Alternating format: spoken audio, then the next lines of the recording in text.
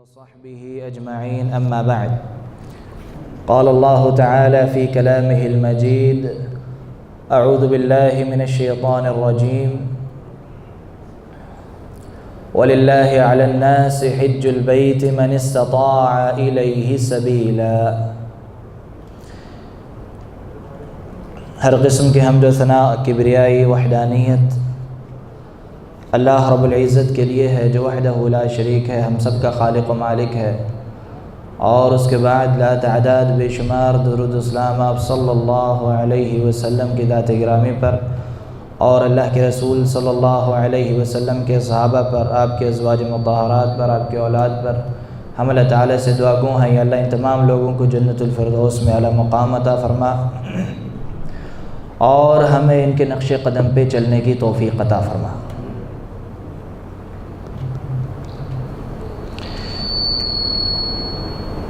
جیسا کہ آپ سب بھائی جانتے ہیں کہ آج کا یہ پروگرام درس ایک خاص موضوع کے حوالے سے ہے، اور وہ ہے حج کا طریقہ۔ اللہ کے رسول صلی اللہ علیہ وسلم نے حج کیسے کیا، انشاءاللہ اسی موضوع پہ آج بیان کیا جائے گا۔ قرآن پاک میں اللہ تعالیٰ نے حج کی فرضیت کا ذکر کیا اور فرمایا وَلِلَّهِ عَلَى النَّاسِ حِجُّ الْبَيْتِ مَنِ اسْتَطَاعَ إِلَيْهِ سَبِيلًا۔ وَلِلَّهِ اور اللہ کے لیے عَلَى النَّاسِ لوگوں پہ ہے، یعنی لوگوں پہ واجب ہے، حِجُّ الْبَيْتِ مَنِ اسْتَطَاعَ إِلَيْهِ سَبِيلًا، اس کے گھر کا حج کرنا، من استطاع الیہ سبیلا، جو اس کی استطاعت رکھتا ہے، جو اس کی طاقت رکھتا ہے۔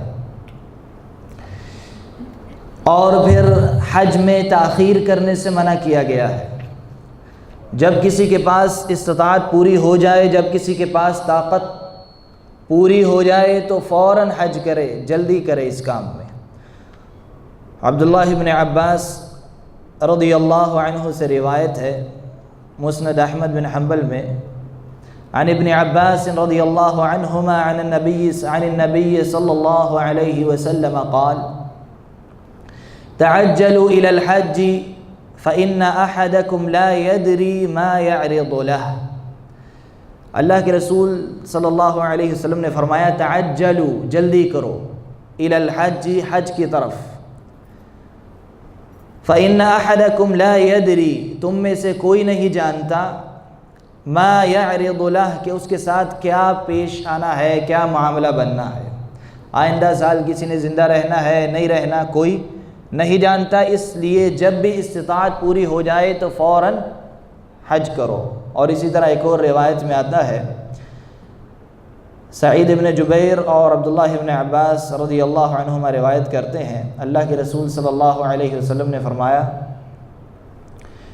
من اراد الحج فلیتعجل، جو حج کا ارادہ کرے، فلیتعجل، وہ جلدی کرے۔ جس کا حج کا ارادہ ہو، جس کی استطاعت پوری ہو گئی ہو تو وہ جان بوجھ کے تاخیر نہ کرے، فلیتعجل، وہ جلدی کرے، فإنه قد يمرض المریض وتضل الراحلہ وتعرض الحاجہ، کیونکہ ہو سکتا ہے کہ آئندہ آنے والے وقت میں اسے کوئی حاجت پیش آ جائے، کوئی مریض بن جائے، بیمار ہو جائے، حج کی طاقت نہ باقی رہے، یا اسی طرح اس کے بعد آنے والے وقت میں اس کے پاس کوئی سواری نہ رہے، تو کوئی بھی معاملہ پیش آ سکتا ہے۔ اس لیے اللہ کے رسول صلی اللہ علیہ وسلم نے فرمایا کہ جب حج کی استطاعت پوری ہو جائے تو تعجلوا، جلدی کرو، اور ہر ایک کو چاہیے کہ وہ جلدی کرے۔ تو بعض اوقات ہمارے پاس استطاعت ہوتی ہے، مال ہوتا ہے، سب کچھ ہوتا ہے، لیکن ہم حج نہیں کرتے، اور عذر ہمارے پاس بہت ہلکا ہوتا ہے، اس لیے حج نہیں کرتے۔ اگلے سال میں فلاں کے ساتھ حج کروں گا، میرے فلاں رشتہ دار نے آنا، اس کے ساتھ حج کر لوں گا۔ اس وجہ سے تاخیر نہیں کرنی چاہیے، کیونکہ کسی کو نہیں پتہ کہ آنے والے سال اس نے خود رہنا ہے صحیح سلامت یا نہیں رہنا۔ تو یہ تھا حج کے حوالے سے کہ جلدی کرنے کا حکم اللہ کے رسول صلی اللہ علیہ وسلم نے دیا ہے۔ اس کے بعد یہ بھی بات مشہور ہے، معروف ہے کہ اللہ کے رسول صلی اللہ علیہ وسلم نے حج زندگی میں ایک مرتبہ کرنے کا حکم دیا، یعنی واجب ہے، اور اگر کوئی زیادہ کرے گا تو وہ نفلی عبادت میں شمار ہوگا۔ ایک مرتبہ کرنا زندگی میں واجب ہے، فرض ہے، اور حج اسلام کا 5واں رکن بھی ہے۔ حج کرنے میں سب سے پہلی اور اہم بات جو بہت سارے لوگوں کو اگر پتہ بھی ہے تو اس کی طرف توجہ نہیں دیتے، اور وہ یہ ہے کہ استطاعت ہونا ضروری ہے۔ حج اسی پہ واجب ہے جس کے پاس طاقت اور استطاعت ہے، اور استطاعت کے اندر بہت ساری چیزیں آتی ہیں۔ ایک جسمانی استطاعت ہو، طاقت ہو اس کے پاس، مالی طاقت ہو اس کے پاس، سواری کی طاقت ہو اس کے پاس، یعنی راستہ صاف ہو، اس کے لیے کوئی خطرہ نہ ہو، جیسا کہ پہلے زمانے میں راستے کے اندر لوٹ لیے جاتے تھے لوگ جان بھی گنوا سکتے تھے، راستہ پرامن نہیں ہوتا تھا، تو راستہ پرامن ہو یہ بھی استطاعت میں شامل ہے۔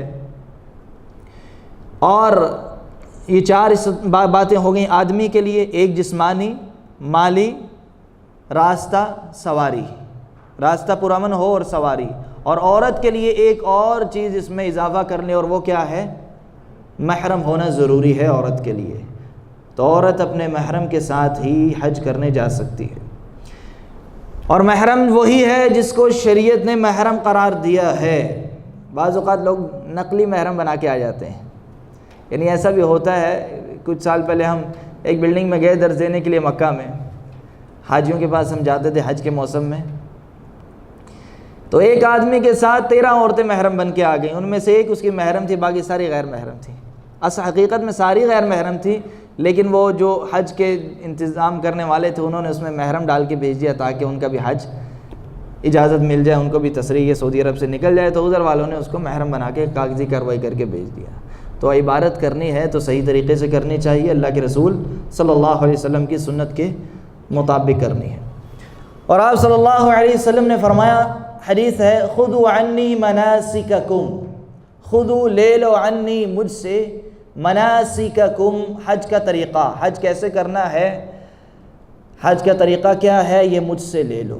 اس حدیث سے کیا پتہ چلا کہ ہم نے حج اللہ کے رسول صلی اللہ علیہ وسلم کی سنت پہ چل کے کرنا ہے، اپنی مرضی سے یا کسی کی مرضی سے یا کسی کے راستے پہ چل کے نہیں کرنا۔ اور یہی معاملہ ہر عبادت میں اسی طرح رہے گا کہ ہر قسم کی عبادت اللہ کے رسول صلی اللہ علیہ وسلم کی سنت کے مطابق ہوگی تو وہ عبادت قبول ہوگی۔ حج کا طریقہ بہت لمبا ہے، لیکن میں وہ باتیں بیان کروں گا جس کی ہمیں ضرورت ہے، اور یہاں سے جدہ سے حج کرنے اگر کوئی جاتا ہے تو ان لوگوں کو جو جو باتوں کی ضرورت ہے صرف وہی باتیں بیان کروں گا۔ بعض مسائل ایسے ہوتے ہیں جو ان سے تعلق رکھتے ہیں جو باہر سے آ رہے ہیں، دوسرے دور ملکوں سے آ رہے ہیں، تو وہ مسائل اتنا زیادہ آپ کے لیے اہم نہیں ہے، لیکن پہلے وہ سیکھنا ہے جو مجھے معاملہ پیش آنا ہے، اس لیے مجھے پہلے وہ سیکھنا ہے۔ جو آپ کو جو معاملہ پیش آنا ہے، جو آپ سے متعلقہ مسائل ہیں، وہ پہلے سیکھنے ہیں۔ حج اور عمرے کا ارادہ کرنے کے لیے سب سے پہلے تو یہ سمجھنا ضروری ہے کہ حاجی کون سا حج کرے گا۔ بہت سارے لوگ تصریح بھی نکلوا لیتے ہیں، انہیں یہی نہیں بیچاروں کو پتہ ہوتا حج ہم نے کون سا کرنا ہے۔ بعض لوگ قربانی دے رہے ہوتے ہیں اور حج وہ کر رہے ہوتے ہیں جس میں قربانی ہے ہی نہیں۔ تو اس لیے سب سے پہلے یہ سوچنا ضروری ہے کہ حج کون سا کرنا ہے اور حج کی کون کون سی قسمیں ہیں۔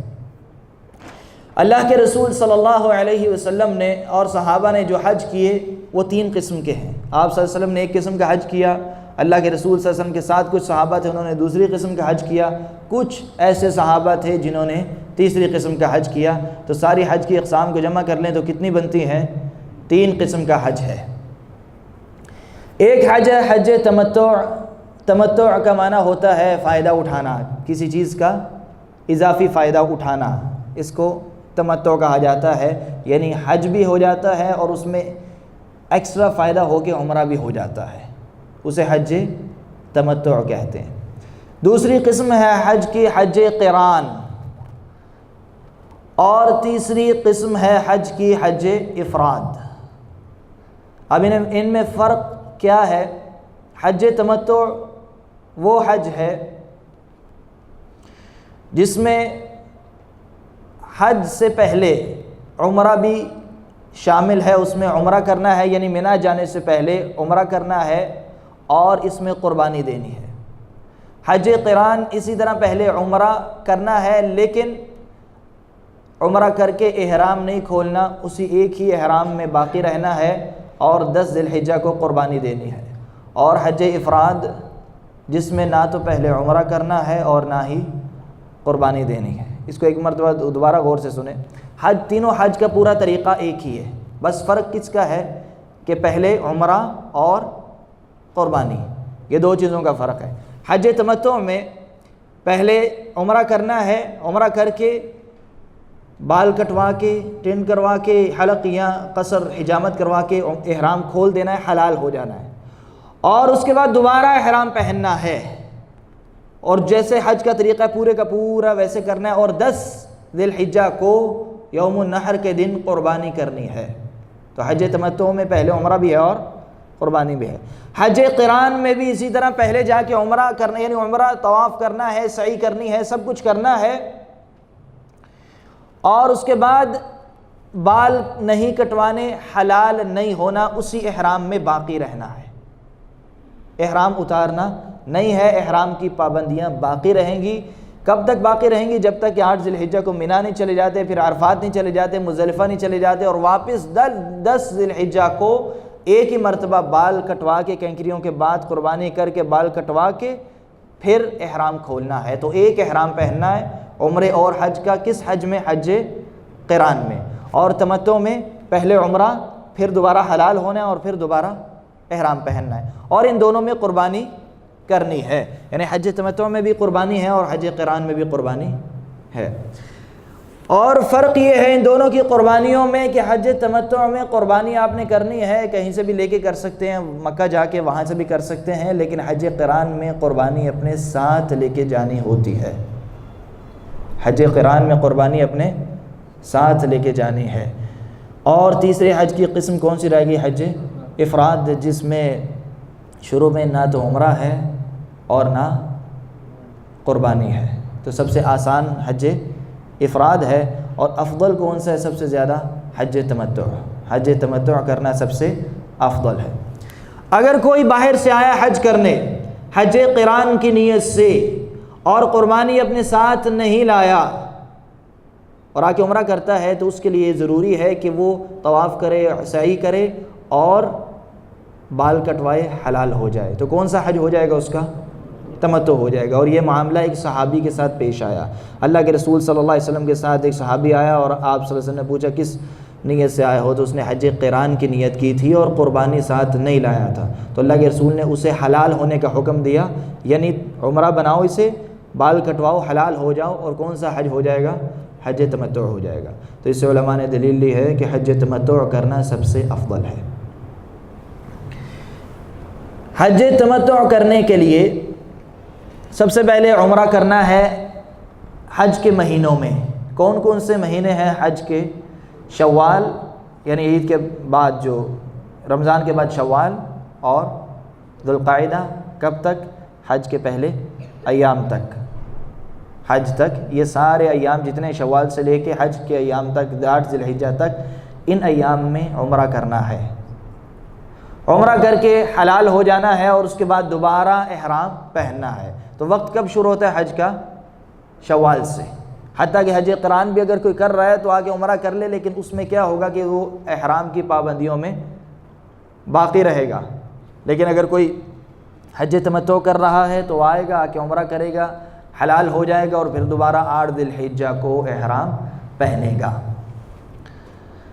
پہلے عمرے کا طریقہ پڑھ لیتے ہیں اور اس کے بعد پھر حج کا طریقہ مختصر بیان کریں گے، اور انشاءاللہ اگلے ہفتے ہم چند ایسے مسائل بیان کریں گے قربانی کے حوالے سے، دم کے حوالے سے، کہ جو متفرقہ مسائل لوگوں کو پیش آتے ہیں جن کو جاننا ضروری ہے۔ تو آج ایک نظر ڈالیں گے پورا عمرے کا طریقہ اور حج کا طریقہ۔ احرام پہننے کے لیے سب سے پہلے یہ پتہ ہونا چاہیے کہ ہم نے احرام کہاں سے باندھنا ہے۔ احرام کہتے کسے ہیں؟ احرام کہتے ہیں میقات سے حج یا عمرے کی نیت کرنا، ارادہ کرنا، اسے احرام کہتے ہیں۔ میقات سے حج یا عمرے کا ارادہ کرنا، نیت کرنا، اسے احرام کہتے ہیں۔ اور پھر اس کے بعد ایک احرام کا لباس ہے، اور وہ کیا ہے؟ 2 چادریں، مرد کے لیے، عورت کے لیے جو بھی کپڑے اس نے پہنے ہیں۔ تو احرام یہ 2 چادروں کا نام نہیں ہے، بلکہ احرام میقات سے حج یا عمرے کی نیت کو احرام کہتے ہیں۔ اور جو یہ 2 چادریں ہم سفید لیتے ہیں، یہ کیا ہے؟ یہ احرام کا لباس ہے۔ بعض لوگ اسی کو احرام سمجھ لیتے ہیں، پھر بیچارے کنفیوز رہتے ہیں، پتہ نہیں یہ چینج کر سکتے ہیں نہیں کر سکتے، گندا ہو جائے گا تو کیا کریں گے، ایک دفعہ ایک اور 2 چادروں میں حج کر لیا، دوبارہ اس میں کر سکتے ہیں یہ نہیں کر سکتے۔ تو یہ لباس ہے، اس میں 10 دفعہ آپ کریں، اگر گندا ہو گیا تو اسی وقت دھو بھی سکتے ہیں، تو اس سے کوئی حرج، اس میں کوئی مسئلہ نہیں ہے۔ تو احرام اصل میں میقات سے حج اور عمرے کی نیت کو کہتے ہیں۔ میقات کیا ہے؟ میقات اللہ کے رسول صلی اللہ علیہ وسلم نے چند جگہیں مقرر کر دیں جہاں سے حج کرنے والا یا عمرہ کرنے والا ارادہ کر کے نکلے گا۔ جتنے بھی لوگ ہیں انہیں 3 قسم میں تقسیم کر لیں۔ بعض لوگ ایسے ہیں جو مکہ کے اندر رہتے ہیں، یعنی حدود حرم کے اندر رہتے ہیں۔ حدود حرم کہاں سے شروع ہوتی ہے؟ مکہ جائیں آپ، شمیسی کے بعد وہ جو بڑا سا قرآن آتا ہے، اس سے پہلے اس کے درمیان ہی کہہ لیں، اب نیا لگ گیا ہے بورڈ بڑا سا، اور دیوار ایسے اینگل سے انہوں نے بنا دیا ہے، تو وہاں سے حدود حرم شروع ہوتی ہے جدہ کی طرف سے۔ اور اگر آپ مدینہ کی طرف جائیں تو مسجد عائشہ کے قریب حدود حرم ہے، اور اگر آپ طائف کی طرف جائیں تو اس طرف بھی آئے گی، اور دوسرا راستے کی طرف جائیں تو ادھر ایک شرائع محلہ ہے اس کے قریب بھی آئے گی۔ تو بہرحال چاروں طرف پہاڑوں کے اندر بھی نشانات حدود حرم کے موجود ہیں پرانے زمانے سے لے کر۔ اور یہ عربوں کی بہت اہم بات یہ ہے عربوں کے حوالے سے کہ اپنی پرانی تاریخ کو سنبھال کے رکھتے ہیں۔ تو پہاڑوں کے اندر بھی حدود حرم کے نشانات موجود ہیں۔ حدود حرم کے اندر کچھ لوگ رہتے ہیں اور کچھ لوگ حدود حرم سے باہر رہتے ہیں، جیسے ہم لوگ جدہ، بحرہ اور یہ جو بھی علاقے حدود حرم سے باہر ہیں، یہ لوگ ہیں دوسری قسم کے۔ اور تیسری قسم کے لوگ ہیں حدود حرم سے باہر، اور اس کے بعد پھر ایک اور باؤنڈری آتی ہے، وہ ہے اصل میقات، جس کی نشاندہی اللہ کے رسول صلی اللہ علیہ وسلم نے کی۔ مختلف جگہیں مقرر کر دیں حرم کے دائرے میں دور دور تک۔ مثال کے طور پہ مدینہ میں ایک میقات ہے، اس کا کیا نام ہے؟ ذوالحلیفہ۔ اسی طرح ایک یمبو سے آتے ہوئے میقات ہے، اس کو کہتے ہیں جحفہ۔ اسی طرح جیزان کی طرف سے کوئی آئے گا تو میقات آئے گا تقریباً 150 کلومیٹر کے فاصلے پہ، اسے کہتے ہیں یلملم۔ اس طرح اللہ کے رسول صلی اللہ علیہ وسلم نے پورے دائرے میں چند جگہ مقرر کر دیں، انہیں کیا کہا جاتا ہے؟ یہ میقات ہیں، یعنی ان جگہوں کے باہر سے کوئی بھی اندر آئے گا تو اس نشان تک پہنچنے سے پہلے اسے نیت کرنا ضروری ہے حج اور عمرے کی، اور اسی نیت کو کیا کہا جائے گا؟ احرام کہا جائے گا۔ تو بعض لوگ ہیں جو وہ میقات سے باہر ہیں، بعض لوگ ہیں جو میقات کے اندر ہیں لیکن حدود حرم سے باہر ہیں، اور بعض ایسے ہیں جو حدود حرم کے اندر ہیں۔ ہم کہاں پہ ہیں؟ ہم میقات کے اندر ہیں اور حدود حرم سے باہر ہیں۔ اب سب کے لیے ذرا مسئلہ سن لیں، جو ہیں حدود حرم کے اندر رہنے والے لوگ، وہ حج اور عمرے کا احرام کہاں سے باندھیں گے؟ حدود حرم کے اندر رہنے والے وہ حج کا احرام اپنے گھر سے باندھیں گے۔ حدود حرم کے اندر رہنے والے حج کا احرام اپنے گھر سے باندھیں گے، لیکن عمرے کا احرام حدود سے باہر آئیں گے اور باندھ کے واپس چلے جائیں گے۔ عمرے کے لیے ان کا میقات الگ ہے حدود حرم کے اندر رہنے والوں کا، اور حج کے لیے الگ ہے۔ تو حدود حرم کے اندر رہنے والے حج کا احرام اپنے گھر سے ہی باندھیں گے، اور عمرے کے احرام کے لیے حدود سے باہر جائیں گے، کسی بھی طرف چلے جائیں، چاروں طرف کہیں بھی چلے جائیں، چاہے مسجد عائشہ چلے جائیں۔ اور یہ یاد رکھیں، مسجد عائشہ جانے کا مقصد یہ نہیں ہے صرف اسی سائڈ پہ جا کے باندھ سکتے ہیں مکہ والے، مقصد یہ ہے کہ وہاں مسجد بنی ہے اور انتظامات اچھے ہیں، باتھ روم وغیرہ مل جاتے ہیں، تو اس لیے اس سائڈ پہ جا کے لوگ پہن کے آ جاتے ہیں۔ جدہ کی طرف بھی اگر آپ کوئی آ کے اندر چلا جاتا ہے تو اس میں بھی کوئی حرج نہیں ہے۔ اصل مسئلہ ہے حدود سے باہر آنا، کس کے لیے؟ حج کے لیے نہیں، عمرے کے لیے۔ اور حج کا احرام مکہ والے کہاں سے باندھیں گے؟ اپنی رہائش سے۔ اس کے بعد حدود حرم کے باہر اور میقات کے اندر جیسے ہم لوگ ہیں جدہ والے، تو ہمارا گھر ہی ہمارا میقات ہوگا، یعنی اپنے گھر سے ہی ہم نے احرام باندھنا ہے، حج اور عمرے کی نیت کر کے نکلنا ہے ہمارے گھر سے ہی، حج کا بھی اور عمرے کا بھی۔ یہاں سے بہت سارے لوگ جاتے ہیں مسجد عائشہ، وہاں جا کے احرام پہنتے ہیں، وہاں جا کے حج کا ارادہ کرتے ہیں، تو یہ غلط ہے۔ ہماری جگہ کون سی ہے؟ ہماری رہائش، ہمارا گھر۔ اور اگر کوئی شہر سے باہر نکل کے احرام باندھتا ہے، آبادی کو چھوڑ کے، اس کا مطلب ہے وہ اپنے میقات سے نکل کے باہر باندھتا ہے، تو اس کے اوپر دم لازم آئے گا۔ اگر لباس نہیں، ارادہ تو اس کا ہے، ارادہ احرام ہو گیا، لیکن اگر وہ لباس یہاں سے نہیں پہنتا اور راستے میں جا کے شمیسی کے قریب جا کے لباس پہن لیتا ہے، تو اس پہ دم آئے گا۔ اس لیے یہیں سے لباس پہننا ضروری ہے، یہیں سے نیت حج اور عمرے کی، اور اس کے بعد لباس پہننا ضروری ہے۔ پھر باقی کون سے لوگ رہ گئے جو میقات سے باہر ہیں، یہ لملم سے باہر ہیں؟ جیسے مثال کے طور پہ پاکستان انڈیا سے لوگ آتے ہیں، ان کا میقات کون سا ہوتا ہے؟ یہ لملم، جہاز اس طرف سے آتا ہے، تو ان کے اوپر ضروری ہے وہ پہلے اس سے ارادہ کر لیں، نیت کر لیں حج کی اور عمرے کی، اور لباس بھی پہن لیں، یعنی 2 چادریں بھی لے لیں۔ مرد اور عورتوں نے تو وہی کپڑے پہننے جو ان کا اصل لباس ہے۔ تو یہ تھا میقات، مختلف لوگوں کی تقسیم جو ہوئی ہے شریعت میں، اس کے مطابق تو ہم نے یہیں سے جو بھی حج کا ارادہ کرتا ہے وہ یہیں سے ارادہ کرے گا حج کا، اپنے گھر سے ہی حج اور عمرے کا، اور لباس بھی یہیں سے پہنے گا۔ اور اس کے بعد عمرہ کرنے نکلے گا۔ عمرہ کرنے کی نیت دل کا ارادہ ہے، اور ایک چند الفاظ بھی سنت سے ثابت ہیں، اور وہ کیا ہے؟ لبیک اللہم عمرتن، یا اللہم لبیک عمرتن، اے اللہ میں عمرے کے لیے حاضر ہوں۔ تو یہ زبان سے الفاظ نکالنے ہیں، لیکن نیت اصل میں دل کا ارادہ ہی ہے۔ اب یہ الفاظ، کیا مقصد الفاظ کہنے کا؟ جس طرح ہم نماز پڑھتے ہیں، نماز پڑھنے کے لیے دل کا ارادہ نیت ہے، اور اللہ اکبر کہہ کے ہم نماز میں داخل ہوتے ہیں، عبادت میں داخل ہوتے ہیں، اسی طرح دل کا ارادہ ہی حج اور عمرے کی نیت ہے، دل کا ارادہ ہی حج اور عمرے کی نیت ہے۔ اب یہ الفاظ بول کے ہم اس عبادت میں داخل ہو رہے ہیں، تو یہ کہہ کے اس ارادہ مضبوط ہو گیا، اس کے بعد عبادت میں داخل ہو جائیں گے، اور اس کے بعد احرام کی پابندیاں ہمارے اوپر لاگو ہو جائیں گی۔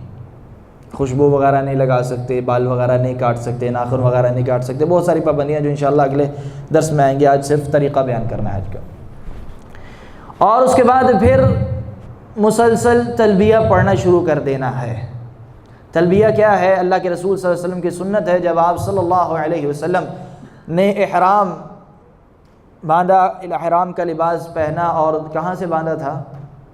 مدینہ سے، ذوالحلیفہ سے۔ آپ مدینہ سے حج کرنے کے لیے آئے تھے، تو حدیث میں آتا ہے، مشہور حدیث ہے صحیح مسلم میں، جابر بن عبداللہ رضی اللہ عنہما نے روایت کی ہے کہ اللہ کے رسول صلی اللہ علیہ وسلم اپنی اونٹنی پہ سوار ہوئے احرام کے بعد، تو آپ صلی اللہ علیہ وسلم نے بلند آواز سے توحید کا اعلان کیا۔ کس کا اعلان کیا؟ توحید کا اعلان کیا۔ توحید کیا ہے؟ کس کو توحید کہا گیا؟ توحید سے مراد یہاں ایک تلبیہ ہے، چند کلمات ہیں، اور وہ کیا ہے؟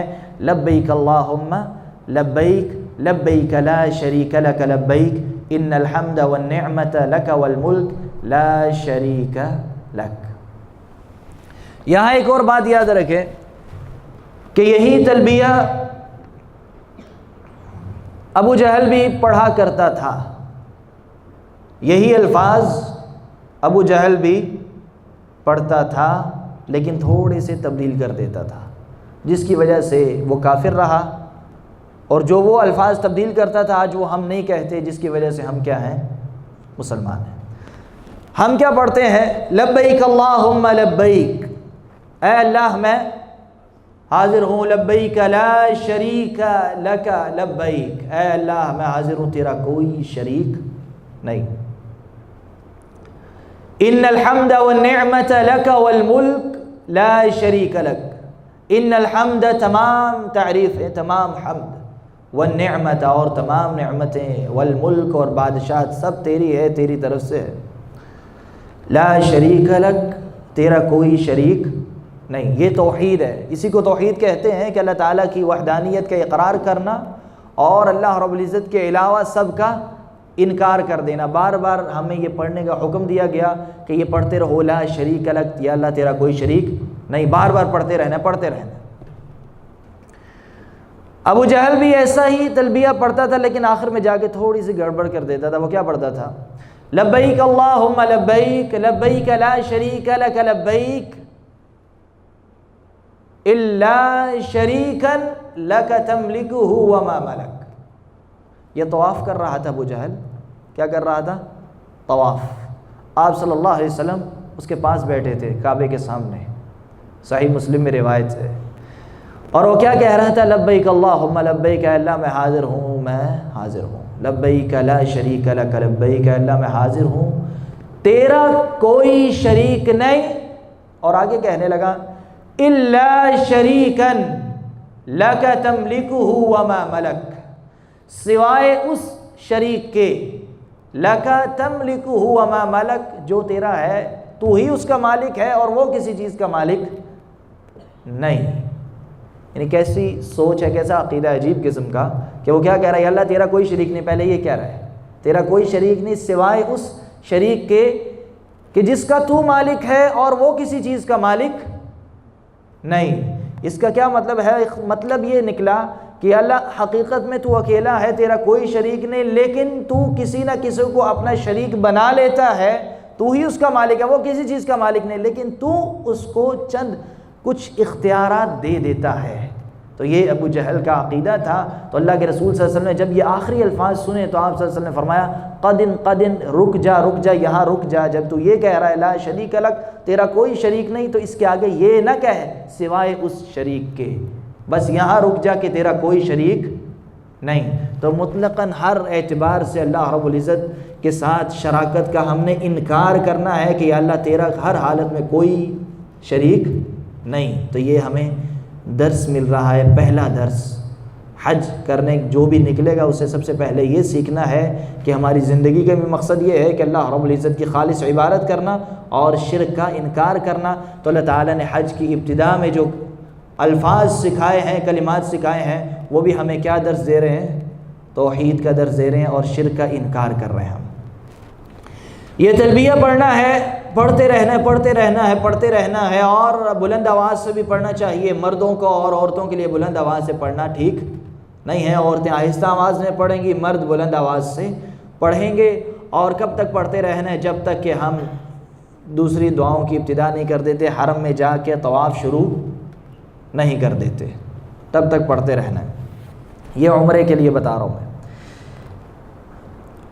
حرم میں پہنچنا ہے، حرم میں پہنچنے کے بعد اگر کوئی بیٹھتا ہے تو تحیۃ المسجد پڑھ کے بیٹھے، اگر کوئی نہیں بیٹھتا تو سیدھا جا کے طواف شروع کر سکتا ہے. طواف شروع کہاں سے ہوتا ہے؟ حجر اسود سے. حجر اسود تک 1 چکر، پھر وہیں سے دوسرا 2 چکر، ٹوٹل 7 چکر لگانے ہیں. اور اس میں عمرے کے طواف میں دایاں کندھا ننگا کرنا ضروری ہے. 7 چکروں میں دایاں کندھا ننگا رہنا چاہیے. اور پھر طواف کے دوران کوئی خاص دعا اللہ کے رسول صلی اللہ علیہ وسلم نے نہیں سکھائی کہ پہلے چکر کی یہ دعا ہے یا دوسرے کی یہ ہے یا تیسرے کی یہ ہے. صرف ایک دعا ہے. اور وہ کون سی ہے؟ رکن یمانی سے لے کر حجر اسود تک صرف ایک دعا. یہ مخصوص ہے اس دوران رکن یمانی سے لے کے حجر اسود تک. اور رکن یمانی کہاں ہے؟ حجر اسود سے پہلا جو کونا ہے اسے کیا کہتے ہیں؟ رکن یمانی. حجر اسود اور اس کے بعد ایک دائرہ سا آتا ہے اور وہ دائرہ بھی کعبے کا حصہ ہے. اگر کوئی اس کے درمیان سے طواف کرے گا تو اس کا عمرہ خراب ہو جائے گا، اس کا طواف صحیح نہیں ہے. تو پورا چکر لگانا ہے اوپر تک. تو اس طرح کتنے کونے بن گئے کعبے کے؟ 2 بن گئے نا، 2 کونے بنے نا. دوسرے کونے تو گول ہو جاتے ہیں ایسے. تو ایک حجر اسود اور دوسرا رکن یمانی. تو حجر اسود سے شروع کریں گے، پورا چکر لگائیں گے رکن یمانی تک. کوئی دعا مخصوص نہیں، کسی بھی چکر میں کوئی بھی دعا کر سکتے ہیں. اور رکن یمانی تک پہنچنے کے بعد رکن یمانی کو بوسہ دینا ثابت نہیں ہے. اس کو ہاتھ لگا سکتے ہیں، بوسہ نہیں دے سکتے کیونکہ اللہ کے رسول صلی اللہ علیہ وسلم نے نہیں دیا. اور رکن یمانی اگر وہ ہاتھ نہ بھی لگا سکتے ہیں وہ لگانا ضروری نہیں ہے، رش ہے تو لگانے کی ضرورت نہیں، اگر آسانی ہو عام حالات میں تو اس لیے میں بتا رہا ہوں، لیکن اگر رش ہوتا ہے تو اس میں دھکے دے کے کرنا صحیح نہیں ہے، جائز نہیں ہے، تو اس لیے آرام سے گزر جائیں۔ لیکن جب وہ کونا شروع ہو جائے کونے کے بعد تو کون سی دعا کرنی ہے؟ ربنا آتنا فی الدنیا حسنہ وفی الآخرۃ حسنہ وقنا عذاب النار۔ اور حجر اسود تک یہ دعا کرتے رہنا، بار بار یہ دعا کرنی ہے۔ اور آگے بھی کچھ تھوڑا سا حصہ بعض لوگ لگا لیتے ہیں، وادخلنا الجنۃ مع الابرار یا عزیز یا غفار، یہ حصہ نہیں پڑھنا، یہ کتابوں میں لکھا ہوا ہے، اور ایک آدمی اونچی آواز میں پڑھ رہا ہوتا ہے، سب پیچھے پڑھ رہے ہوتے ہیں۔ جو قرآن پاک میں دعا آئی ہے وہ یہی ہے، ربنا آتنا فی الدنیا حسنہ وفی الآخرۃ حسنہ وقنا عذاب النار، یہاں تک دعا قرآن پاک میں جو آئی ہے۔ یہ دعا رکن یمانی سے لے کے حجر اسود تک بار بار پڑھتے رہیں، اور دعا یہاں نہیں پڑھنی، یہ بار بار پڑھنی ہے۔ باقی حجر اسود سے لے کے پورا چکر رکن یمانی تک کوئی بھی دعا کر سکتے ہیں۔ اور اگر کسی کو عربی نہیں آتی، پہلے تو عربی میں دعائیں کرنی چاہیے، لیکن کوئی مخصوص دعائیں ایسی ہوتی ہیں جس کا آپ کو عربی نہیں آتی، آپ اس کا ترجمہ نہیں کر سکتے، تو اردو میں بھی دعا کرنے میں کوئی حرج نہیں ہے، اردو میں دعائیں کر سکتے ہیں طواف کے دوران، اگر کسی کو عربی زبان بولنی نہ آتی ہو۔ اگر کسی کو آتی ہو تو بہتر کیا ہے، عربی زبان میں ہی کرے۔ 7 چکر لگانے ہیں، حجر اسود سے ہی چکر شروع ہوتا ہے، حجر اسود پہ ہی ختم ہوتا ہے، اور حجر اسود کو بوسہ دینا ضروری نہیں۔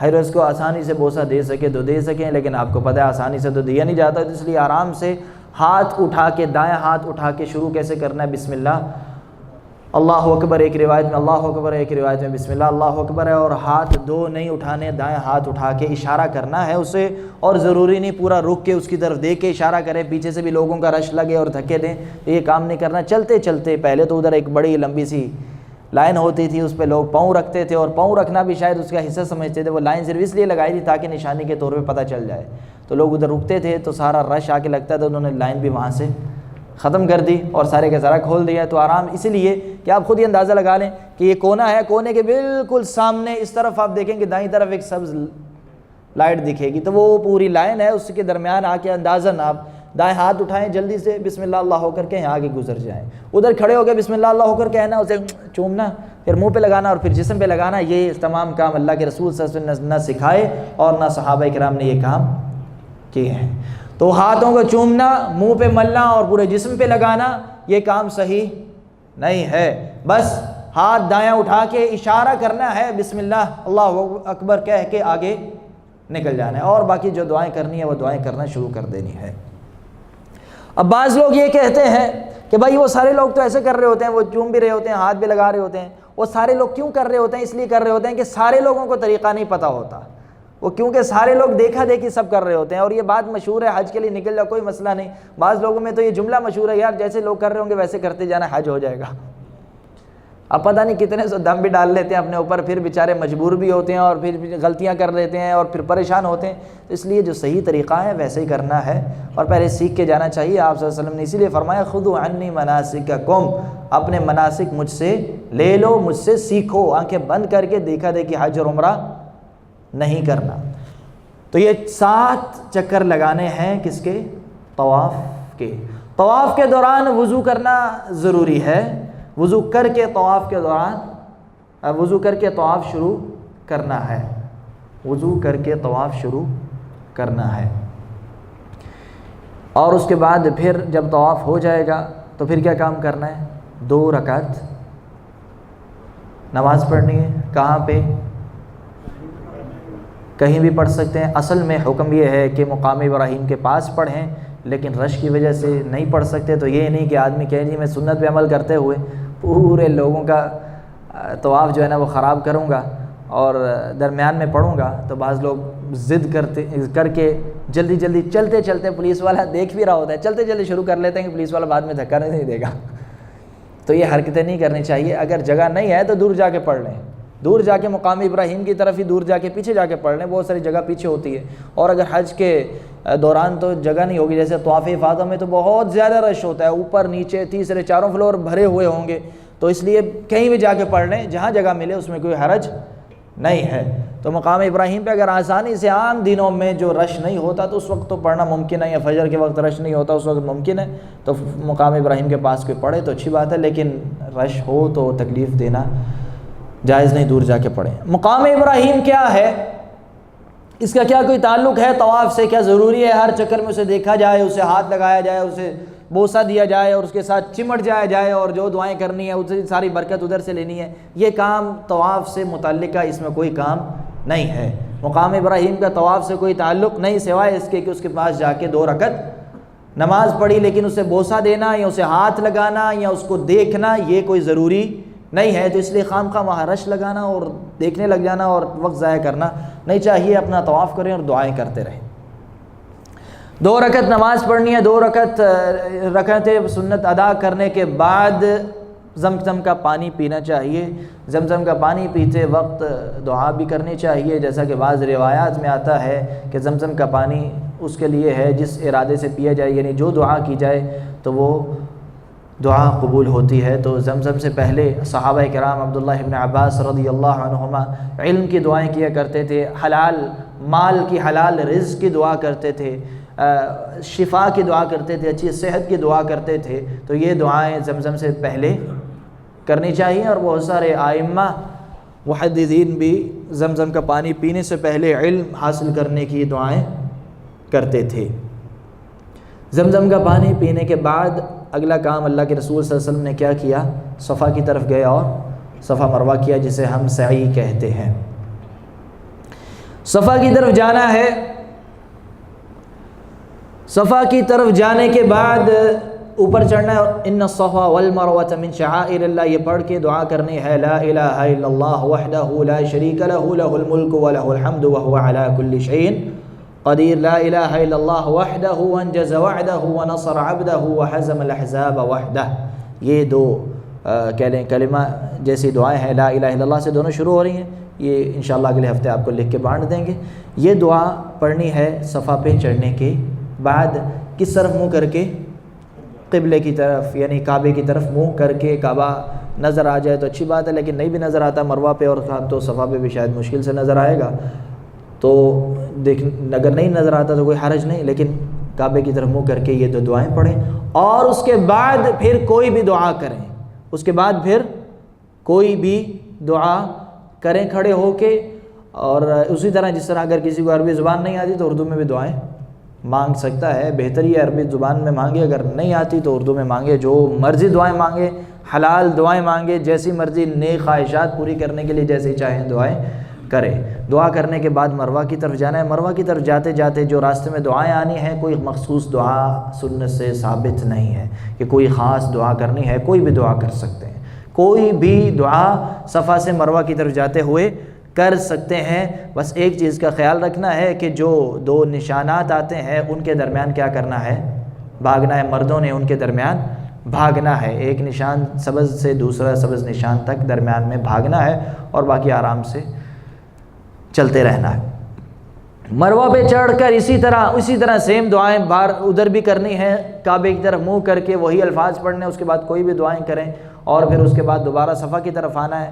طواف میں حجر اسود سے شروع ہوتا تھا چکر اور ادھر ہی آ کے ختم ہوتا تھا، لیکن صفا مروہ پہ صفا سے مروہ تک ایک چکر ہے، باقی صفا پہ آ کے ایک چکر نہیں ہوتا۔ بہت سارے لوگ بیچارے بوڑھے لوگ جو ہوتے ہیں نا، وہ قیاس کرتے ہیں صفا مروہ کا طواف پہ، اور صفا سے شروع کرتے ہیں اور صفا پہ آ کے ایک چکر گنتے ہیں، اور بہت سارے لوگ ایسے کرتے ہیں، خاص طور پہ جو بڑی عمر کے لوگ ہیں تو وہ ضد میں بھی آ جاتے ہیں اور مانتے بھی نہیں ہیں بات، تو وہ اسی طرح سمجھتے ہیں جس طرح طواف کرنا ہے اسی طرح صفا مروہ کرنا ہے، تو وہ 7 کے بجائے کتنے چکر لگاتے ہیں؟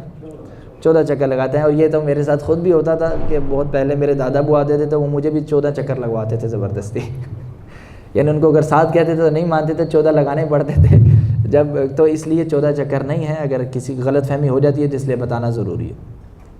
صفا مروہ کے لیے وضو ضروری نہیں ہے، بعض چیزیں ایسی ہیں جو رخصتیں شریعت نے دی ہیں ان کا پتہ ہونا چاہیے۔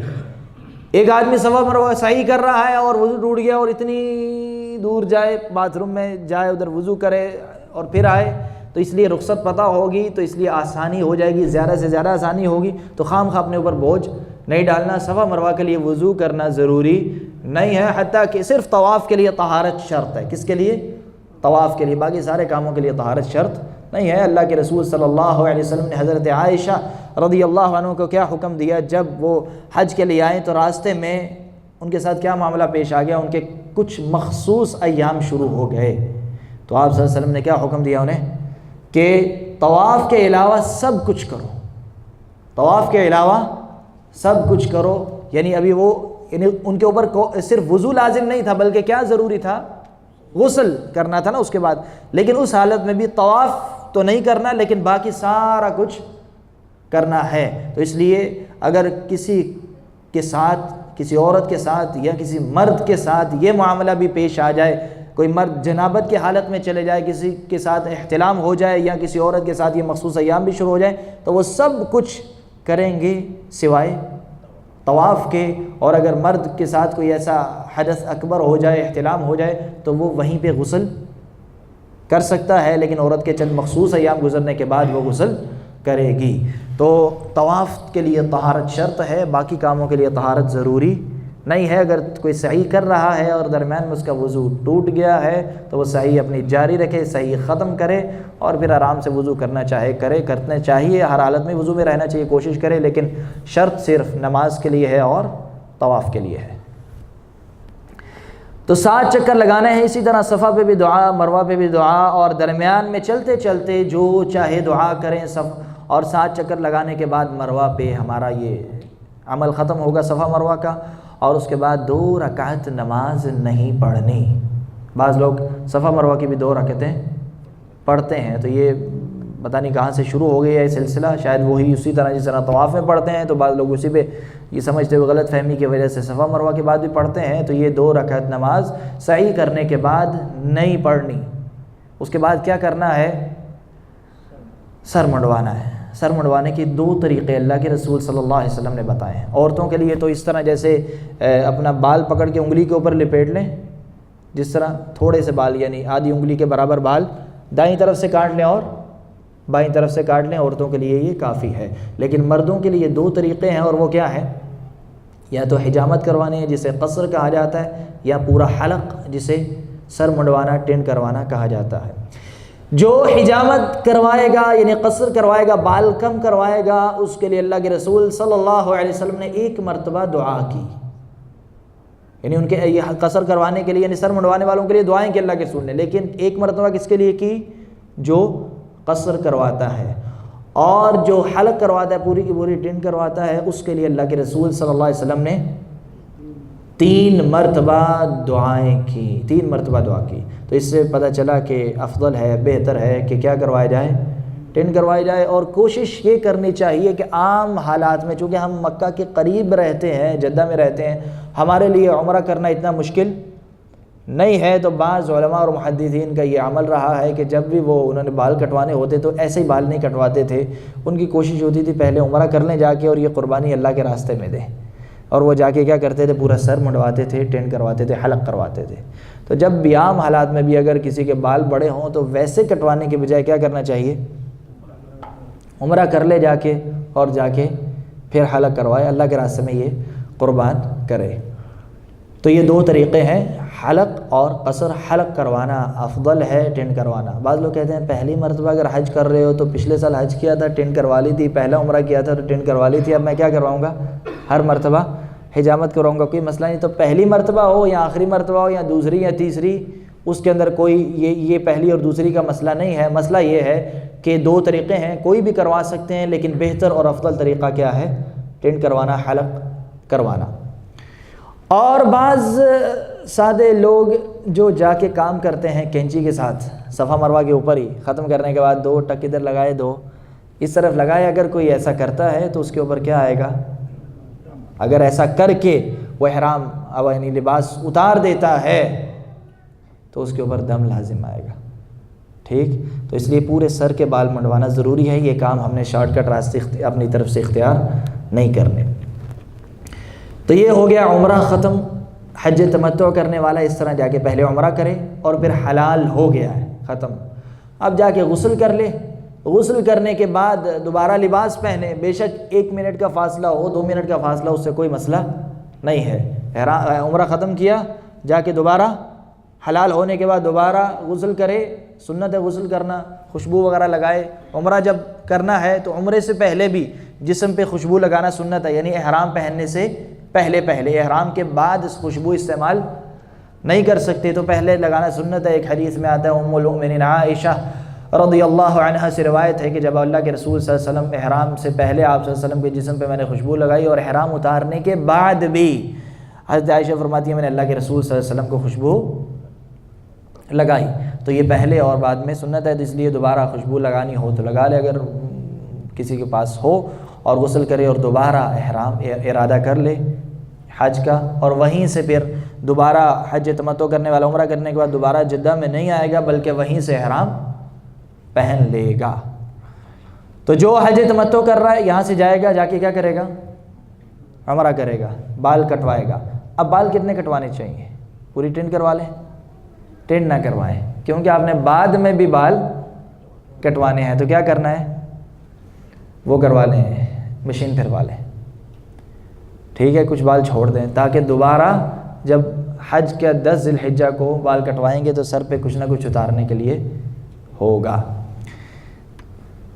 اور اس کے بعد ارادہ کرنا ہے آپ نے حج دوبارہ احرام پہننا ہے۔ اگر تو کوئی آخری دن گیا ہے بالفرض، کچھ لوگ تو شروع میں آ جاتے ہیں، جیسے ابھی کوئی چلا جائے تو فوراً دوبارہ ارادہ نہ کرے، لباس نہ پہنے احرام کا، بلکہ صبر کرے۔ دوبارہ کب احرام پہننا چاہیے؟ 8 ذی الحجہ کو۔ 8 ذی الحجہ کو ظہر سے پہلے اللہ کے رسول صلی اللہ علیہ وسلم نے ساتھ جو صحابہ تھے حج تمتع کرنے والوں نے دوبارہ احرام باندھا اور ظہر جا کے کہاں پڑھی؟ مینا میں۔ 8 ذی الحجہ کے دن کا ایک نام ہے اور وہ ہے یوم الترویہ۔ یوم الترویہ کون سا دن ہے یہ؟ 8 ذی الحجہ۔ ظہر، عصر، مغرب، عشاء، کتنی نمازیں ہو گئیں؟ 4، اور پھر رات پوری مینا میں۔ صبح کون سی نماز؟ فجر۔ یہ 5 نمازیں اللہ کے رسول صلی اللہ علیہ وسلم نے جا کے مینا میں ادا کی۔ تو یہ سنت طریقہ ہے، ظہر، عصر، مغرب، عشاء اور فجر کی نماز مینا میں ادا کرنی ہے۔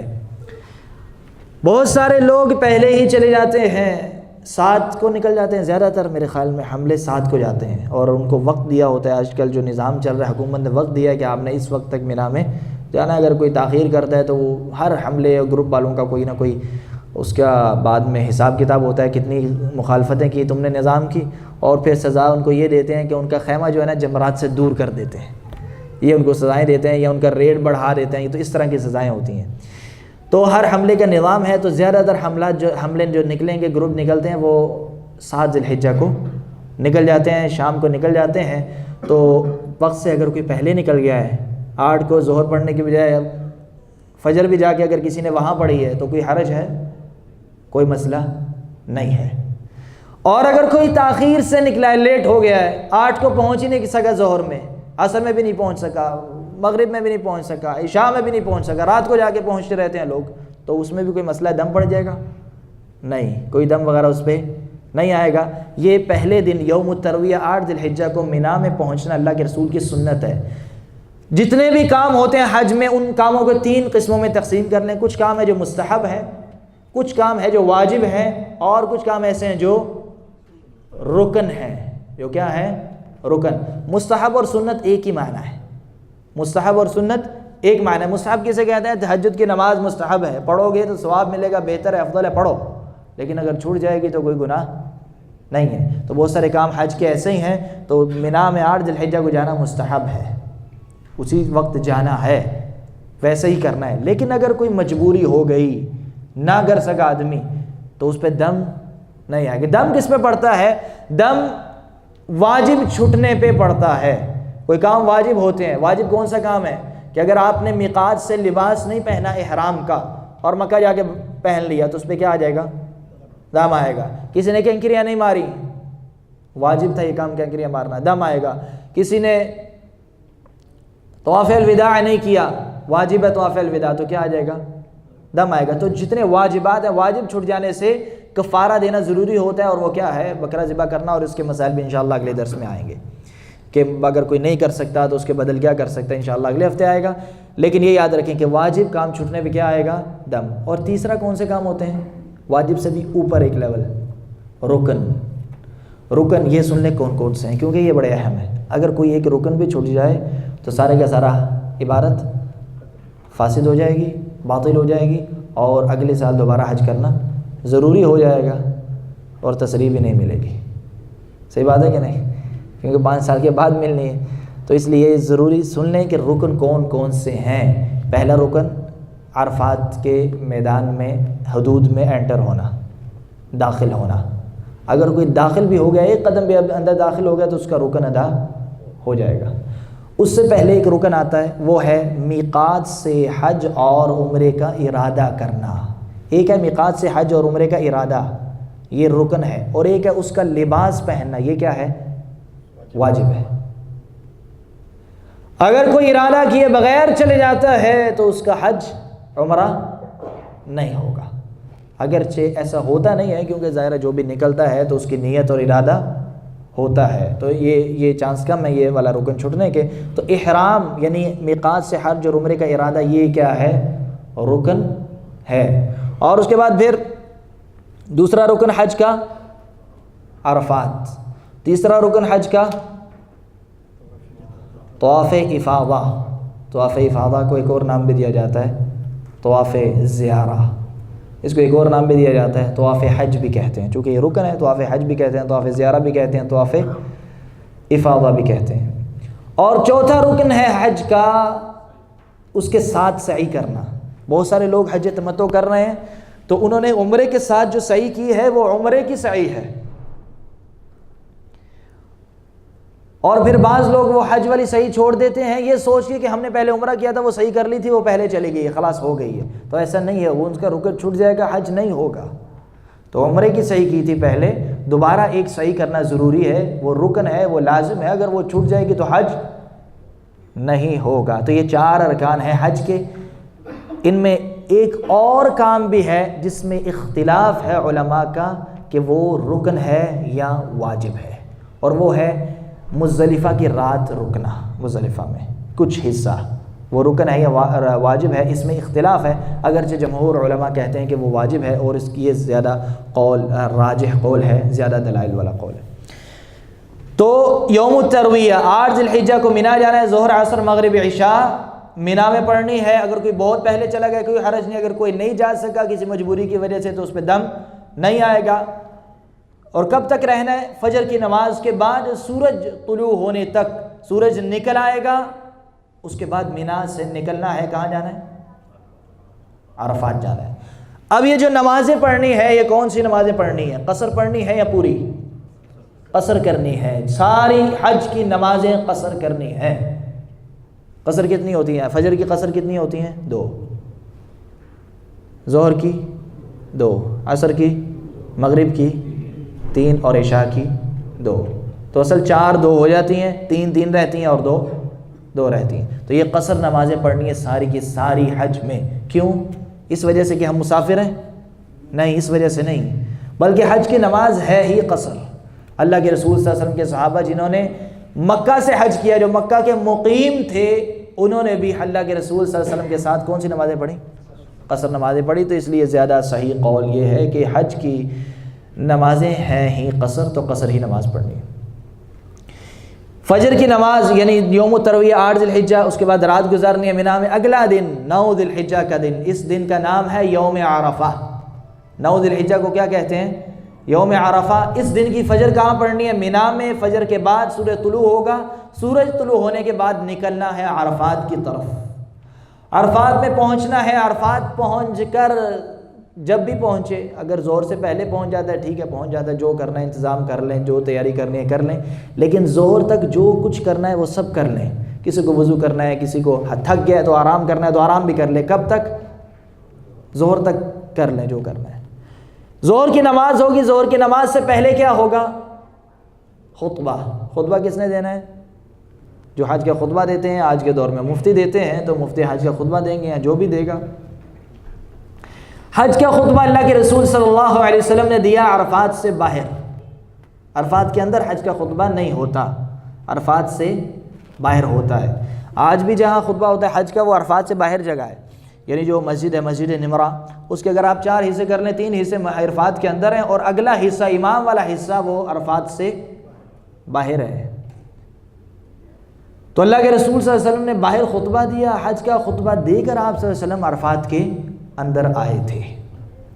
تو آج بھی خطبہ باہر ہوتا ہے اور خطبہ دینے کے بعد پھر جو بھی خطیب ہوتے ہیں وہ اندر آ جاتے ہیں۔ تو اگر کوئی بھی حاجی مسجد نمرہ کے اندر جاتا ہے اور اندر سے آگے جا کے بیٹھ جاتا ہے اور اکثر وہاں جگہ خالی ہوتی ہے، بہت سارے خوش بھی ہوتے ہوں کہ چلو خالی جگہ مل گئی ہے، تو وہ خالی جگہ عرفات کا حصہ نہیں ہے، وہاں نہیں بیٹھنا۔ اندر انہوں نے نشان بھی لگائے ہوئے ہیں کہ یہ عرفات کی حدود سے باہر کا حصہ ہے، تو وہاں جا کے نہیں بیٹھنا بلکہ اندر بیٹھنا ہے۔ خطبہ سننے کے بعد اگر کسی کو خطبہ سنائی نہیں دیا، کوئی سن ہی نہیں سکا، مثال کے طور پہ آتا تو ہے سب کے پاس، آج کل ریڈیو میں آتا ہے یا کوئی مسجد میں جا کے سن لیتا ہے، لیکن اگر کسی کے پاس ریڈیو وغیرہ یا ایسا کوئی وسیلہ نہیں ہے، سننا ذریعہ نہیں ہے سننے کا، تو کیا اس کا حج ہو جائے گا؟ ہو جائے گا، کوئی حرج نہیں ہے۔ بعض لوگ اصل میں خطبے کو حج سمجھتے ہیں، وہ سمجھتے ہیں حج پڑھا جا رہا ہے۔ مشہور کیا ہے؟ حج پڑھا جا رہا ہے۔ کس دن حج پڑھا جاتا ہے؟ جی 9 ذی الحجہ کو عرفات۔ تو حج پڑھنا یہ اصطلاح پتہ نہیں کہاں سے آئی ہے، لیکن اصل میں وہ خطبہ ہے۔ خطبہ دینا اللہ کے رسول صلی اللہ علیہ وسلم کی سنت ہے۔ اگر کسی نے خطبہ سنا ہے اچھی بات ہے، سننا چاہیے۔ اور آج کل ایک اور بھی شاید ہو سکتا ہے کہ آج کل ترجمہ بھی ریڈیو پہ آ رہا ہو، جس طرح حرم کے مکہ میں جب خطبہ ہو رہا ہوتا ہے تو حرم کی حدود کے اندر وہ فریکوینسی ڈال کے آپ ترجمہ سن سکتے ہیں، اسی طرح مدینہ میں بھی سن سکتے ہیں۔ ہر زبان مختلف زبانوں کی فریکوینسی الگ الگ ہے۔ ہو سکتا ہے کہ حج کا خطبہ بھی اردو زبان میں ترجمہ ہو رہا ہو، تو اس لیے آپ پہلے سے انتظام کر لیں اپنے موبائل میں، وہ فریکوینسی ڈال کے اپنی اردو زبان کی میں حج کا خطبہ سن لیں۔ اگر ہوگا تو انشاءاللہ کوئی نہ کوئی اعلان آپ کو دکھائی دے دے گا۔ تو حج کا خطبہ سننا ہے اور اس کے بعد ظہر کی نماز پڑھنی ہے اور ساتھ ہی ملا کے عصر کی نماز پڑھنی ہے، یعنی دونوں جمع کرنی ہے۔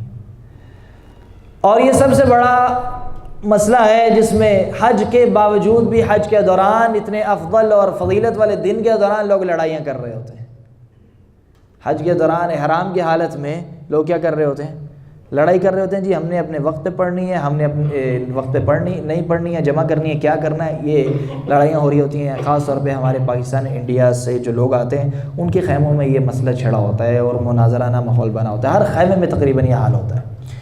تو اللہ کے رسول صلی اللہ علیہ وسلم کی جو سنت ہے اس پہ ہم نے عمل کرنا ہے، ادھر ادھر کے مسئلے سننے کی ضرورت نہیں۔ اور سنت طریقہ یہ ہے کہ ظہر اور عصر کی نماز جمع کر کے پڑھیں، ظہر پڑھیں اور ساتھ ہی عصر پڑھیں، 2 اقامت ہوں گی، پہلی اقامت ہوگی ظہر کی نماز 2 رکعت ہوگی اور جماعت کے ساتھ پڑھیں۔ ہر خیمے میں الگ الگ جماعت ہوتی ہے، ضروری نہیں ہے، کوئی بعض لوگ اگر ایسا کرتے ہیں ریڈیو لگا کے اس کے پیچھے پڑھنے لگ جائے، کوئی دور ہے مسجد کی صفوں سے نہیں ملا ہوا، دوسرے کونے میں عرفات میں بیٹھا ہوا ہے اور ریڈیو لگا لیتا ہے، اور جس طرح خطیب حج کے خطبہ دینے والے جو نماز پڑھا رہے ہیں، امامت کر رہے ہیں، ان کے پیچھے اگر کوئی ریڈیو کے ذریعے یہ ان کی اقتداء میں نماز پڑھتا ہے تو یہ غلط ہے۔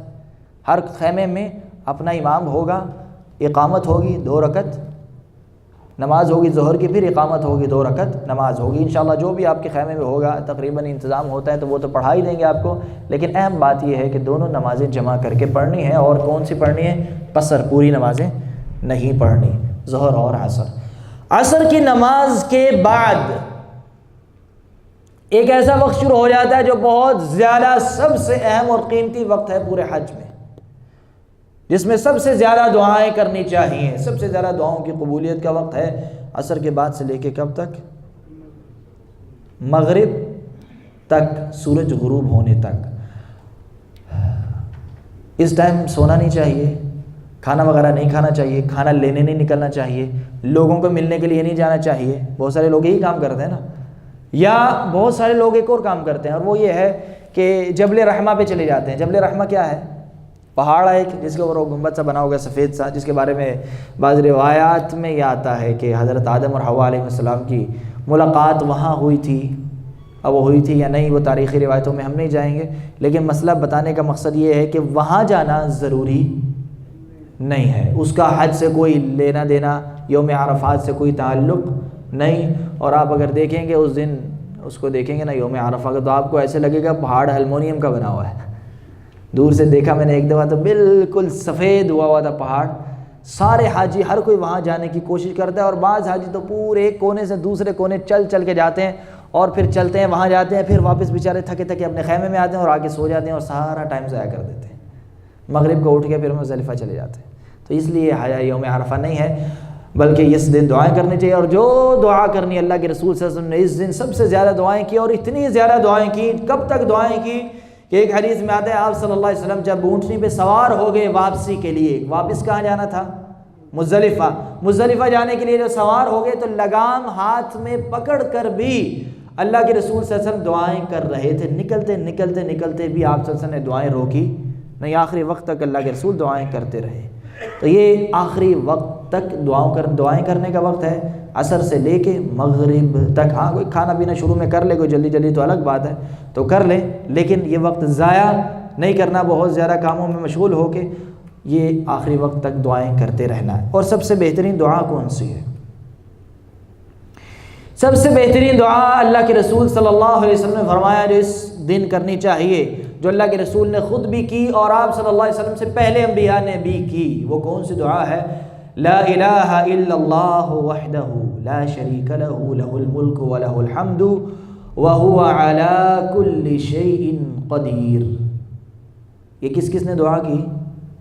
صحابہ نے تو کیا آپ صلی اللہ علیہ وسلم کے پیچھے چلتے ہوئے، لیکن اللہ کے رسول صلی اللہ علیہ وسلم نے بھی اور آپ صلی اللہ علیہ وسلم سے پہلے انبیاء نے بھی یہی دعا یوم عرفہ میں کی۔ تو یہ بار بار پڑھتے رہنا چاہیے۔ اس کا معنی کیا ہے؟ لا الہ الا اللہ، لا الہ کوئی الہ نہیں، کوئی عبادت کے لائق نہیں، کوئی معبود برحق نہیں، الا اللہ سوائے اللہ کے، اللہ رب العزت کے علاوہ کوئی عبادت کا مستحق نہیں، وحدہ وہ اکیلا ہے، لا شریک لہ اس کا کوئی شریک نہیں، لہ الملک ولہ الحمد اسی کے لیے تمام بادشاہت، اسی کے لیے تمام حمد، وہو علی کل شیء قدیر اور وہی ہر چیز پہ قدرت رکھنے والا ہے۔ یہ عرفات کے میدان میں دعا کثرت سے کرنی ہے، اس کے علاوہ پھر دو دعائیں مانگنی ہیں، جو دعائیں مانگنی ہیں مانگتے رہیں۔ اور دعا کرنے سے پہلے یہ بھی یاد رکھیں کہ پہلے شروع میں ہی مانگنا نہیں چاہیے، شروع میں اللہ کا ذکر کرنا چاہیے، اللہ تعالیٰ کی تعریف کرنی چاہیے، حمد کرنی چاہیے۔ اور یہ سورہ فاتحہ بھی جب ہم پڑھتے ہیں تو دعا کہاں ہے؟ یہ شروع میں آئی آخر میں؟ دعا کہاں ہے؟ آخر میں اہدنا الصراط المستقیم۔ پہلے کیا ہے؟ الحمدللہ رب العالمین الرحمن الرحیم مالک یوم الدین۔ تو یہ قرآن پاک پہ غور کرنے سے ہمیں دعا کرنے کے آداب کا بھی پتہ چلتا ہے۔ تو شروع کہاں سے کریں؟ اللہ تعالیٰ کی حمد، اللہ تعالیٰ کی تعریف سے۔ بے شک سورہ فاتحہ ہی پڑھ لیں، سورۃ الفاتحہ ہی پڑھ لیں، کیونکہ سب سے افضل سورہ فاتحہ ہے، اس میں جو اللہ تعالیٰ نے حمد کی ہے تو وہ چاہیے ہمیں کریں دعا شروع کرنے سے پہلے۔ تو سورۃ الفاتحہ ہی پڑھ لیں، اس کے بعد درود بھی پڑھیں، اللہم صلی علی محمد وعلی آل محمد، یہ درود ابراہیمی پڑھیں، اس کے بعد پھر دعائیں کرنے شروع کر دیں جو دعا کرنا چاہتے ہیں۔ اور مانگنے سے پہلے، دنیا کی چیز مانگنے سے پہلے کوشش کریں اللہ تعالیٰ سے جنت کا سوال کریں، جہنم سے پناہ مانگیں، اللہ تعالیٰ سے گناہوں کی مغفرت مانگیں، اللہ تعالیٰ سے یہ دعا کریں اللہ ہمیں نماز پڑھنے کی توفیق عطا فرما، نماز کا پکا نمازی بنا دے۔ یہ دعائیں پہلے کریں، اور اس کے بعد پھر مال مانگنا ہے مال مانگے، اولاد مانگے اولاد مانگے، جو مانگنا مانگے۔ اور ساتھ استغفار کثرت سے کرنا چاہیے۔ استغفار اس لیے کرنا چاہیے کہ بہت ساری مصیبتیں، مشکلات کا حل کیا ہے؟ اللہ تعالیٰ سے استغفار کرنا۔ اور اللہ تعالیٰ نے قرآن پاک میں کئی مقامات پہ فرمایا فَقُلْتُ اسْتَغْفِرُوا رَبَّكُمْ إِنَّهُ كَانَ غَفَّارًا، استغفروا ربکم، اپنے رب سے استغفار کرو، وہ مغفرت کرنے والا ہے، معاف کرنے والا ہے۔ یُرْسِلِ السَّمَاءَ عَلَيْكُمْ مِدْرَارًا، وہ تمہارے اوپر آسمان سے کیا نازل کرے گا؟ بارش نازل کرے گا۔ وَيُمْدِدْكُمْ بِأَمْوَالٍ وَبَنِينَ، اور تمہاری مدد کرے گا کس کے ذریعے؟ مال کے ذریعے، اور تمہیں بیٹے عطا کرے گا۔ تو یہ استغفار کثرت سے کریں، اللہ تعالیٰ مال بھی دیتا ہے، اللہ تعالیٰ نے قرآن میں فرمایا، اور بعض روایت میں آتا ہے اللہ تعالیٰ تمہاری قوت میں اضافہ کرے گا، تمہیں جنات اور انہار دے گا، جنات باغات دے گا، انہار دے گا۔ تو کس نتیجے میں کیا کرنا ہے؟ استغفار کرنا ہے۔ تو عام حالات میں بھی کسی کی کمپنی میں کوئی مصیبت چل رہی ہو، کسی کا اقامہ نہ لگ رہا ہو، کسی کو کوئی بھی مسئلہ ہو، تو کیا کرنا چاہیے؟ استغفار کرنا چاہیے۔ تو استغفار سے اللہ تعالیٰ مشکلات کو آسان کر دیتا ہے۔ اور جو دعائیں کرنی ہیں کریں، اور آخری وقت تک، کب تک؟ مغرب کے وقت تک، یعنی جب سورج غروب ہوتا ہے، سورج غروب ہونے تک دعائیں کرتے رہنا ہے، سورج غروب ہونے کے بعد نکلنا ہے۔ یہاں دو مسئلے یاد رکھیں۔ عرفات میں داخل ہونا حج کا رکن ہے، عرفات میں داخل ہونا حج کا رکن ہے، اور غروب ہونے تک، سورج کے غروب ہونے تک عرفات میں رہنا یہ واجب ہے۔ اگر کوئی غروب ہونے سے پہلے نکل گیا اور واپس نہ آیا، نکل گیا اور مزدلفہ چلا گیا اور آگے چلتا ہی رہا، سورج غروب ہونے سے پہلے ہی نکل گیا، تو اس پہ کیا آ جائے گا؟ دم لازم ہوگا۔ تو اس لیے باہر حدود وہاں لگی ہوئی ہے، بورڈ لگے ہوئے ہیں، بہت سارے لوگ تو بیچارے علمی کی وجہ سے باہر ہی بیٹھ کے باہر سے چلے جاتے ہیں، تو نہ تو ان کا حج ہوتا ہے، کچھ بھی نہیں ہوتا، ساری عبادت خراب ہو جاتی ہے۔ تو اندر بیٹھنا ہے، اور کب تک بیٹھنا ہے؟ جب تک سورج غروب نہیں ہو جاتا، یقین کر کے اس کے بعد آپ نے حرکت کرنی ہے، نکلنا ہے۔ سورج غروب ہونے کے وقت کون سی نماز پڑھنی ہے؟ مغرب کی نماز پڑھنی ہے، لیکن وہاں نہیں پڑھنی۔ ہمیں روز سورج غروب ہوتا ہے تو ہم کون سی نماز پڑھتے ہیں؟ مغرب، لیکن وہاں نہیں پڑھنی۔ صحابہ نے یاد کروایا اللہ کے رسول کو، اللہ کے رسول نماز، آپ نے فرمایا نماز ہمارے آگے ہے۔ آگے کا کیا مطلب ہے؟ کہ مزدلفہ جا کے ہم نے نماز پڑھنی ہے۔ تو آپ صلی اللہ علیہ وسلم نے وقت پہ نماز نہیں پڑھی، چھوڑ دی۔ یہ اصل عبادت ہے کہ اللہ کے حکم کے مطابق ہم نے عبادت کرنی ہے۔ کوئی بڑا تہجد گزار پرہیزگار بنتے ہوئے اگر کوئی یہ کہے نہیں جی میں تو وقت سے کبھی تاخیر کی نہیں، میں تو وقت پہ ہی پڑھوں گا، تو یہ سنت کی مخالفت کر رہا ہے، اور اس کو عبادت کرنے کا ثواب کے بجائے سنت کی مخالفت کا گناہ ملے گا۔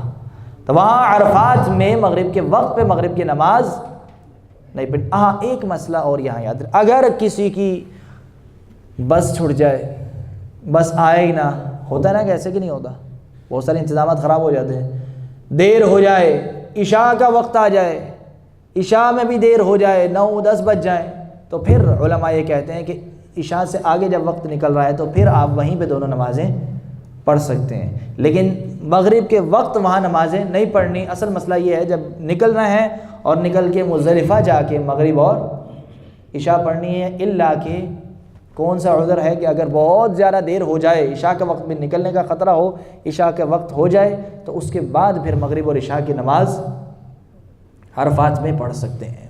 لیکن اصل قانون یہ ہے، اصل شریعت کا راستہ یہ ہے کہ مغرب کے وقت مغرب کی نماز نہیں ہوگی، بلکہ نکل جانا ہے غروب ہونے کے بعد۔ اور یہاں ایک اور کام اگر کر سکیں تو کر لیں، سنت ہے۔ آپ صلی اللہ علیہ وسلم نے راستے میں چلتے چلتے وضو کیا، ایک جگہ رک کر اللہ کے رسول نے ہلکا سا وضو کر لیا۔ ہلکا سے مراد وضو بھی دو قسم کا ہوتا ہے نا، ایک اچھے طریقے سے مل مل کے 3 مرتبہ کرنا، اور ایک ہوتا ہے ایک مرتبہ ہی کر لینا، جلدی جلدی کر لینا، بس وضو پورا ہے وہ، لیکن اسے خفیف وضو کہا گیا حدیث میں۔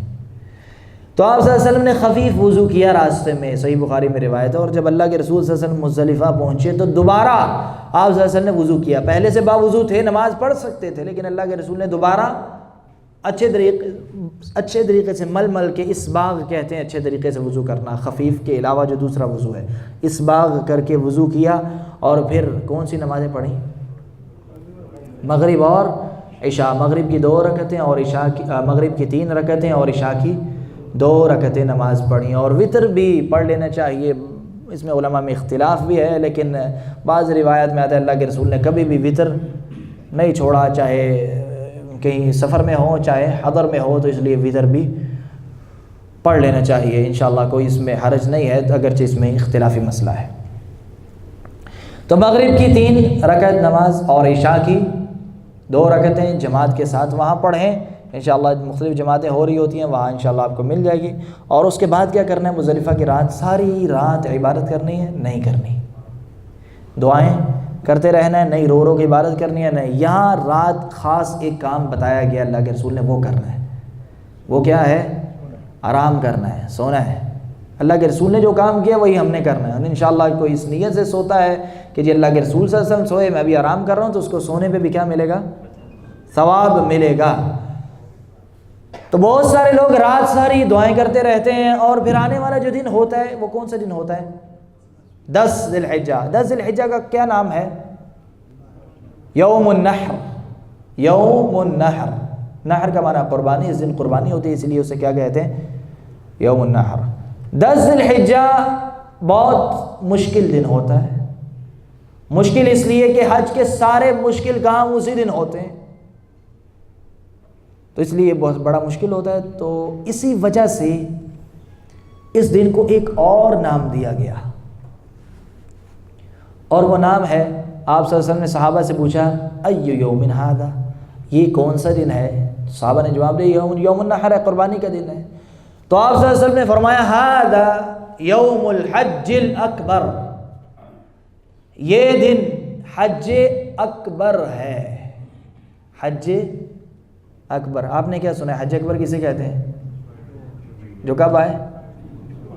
جمعے والا جو حج ہوتا ہے وہ کون سا ہوتا ہے؟ حج اکبر۔ یہاں بعض لوگ سمجھتے ہیں ہر 5 سال کے بعد وہ ہو سکتا ہے وہ ترتیب سے 5 سال کے بعد ہی آتا ہو جمعے کے حساب سے، تو یہ پتہ نہیں کہاں سے یہ سوچ شروع ہو گئی، یہ بات کہاں سے نکلی ہے۔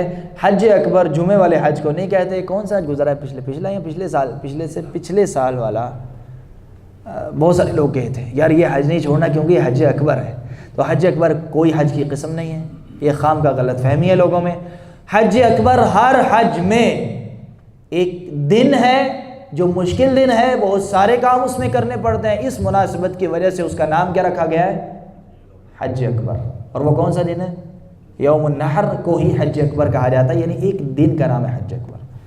اس لیے حج اکبر وہ 5 سال والا جو قاعدہ ہے وہ غلط ہے، اور یہاں جمعے والا وہ بھی غلط ہے۔ حج اکبر حج میں آتا ہے یوم النحر 10 ذی الحجہ کا دن۔ اللہ کے رسول صلی اللہ علیہ وسلم نے اس دن بہت سارے کام کیے، اس لیے اس سے پہلے والی رات جو مزدلفہ والی رات ہے اس میں آرام کرنے کا حکم دیا، آرام کرنے کا حکم دیا۔ تو اس لیے ہمیں آرام ہی کرنا چاہیے، کیونکہ اگر آرام نہیں کریں گے، جاگتے رہیں گے تو اگلے دن بہت سارے کام کرنے ہیں، سارے کام کیا ہو جائیں گے؟